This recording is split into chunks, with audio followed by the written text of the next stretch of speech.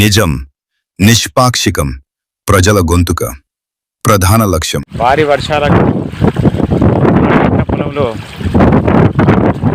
నీళ్లు నిలిచాయి, భారీ నష్టం జరుగుతుంది. పెట్టి 5 రోజులు అవుతుంది అంతే. ఈ వరద చూడండి ఎంత వరద పోతుందో. నాటు పెట్టి 5 రోజులు అవుతుంది. ఈ నీరుకు కొట్టినాక మరొక వరద జరుగుతుంది.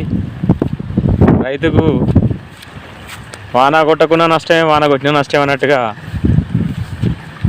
ఈ సిచ్యువేషన్ చూస్తే ఏర్పడుతుంది. నాటు పెట్టిన పొలం ఇదంతా చూడండి ఎట్లా మునిగిందో. చెరువులా తలపిస్తున్న దొయ్యలు.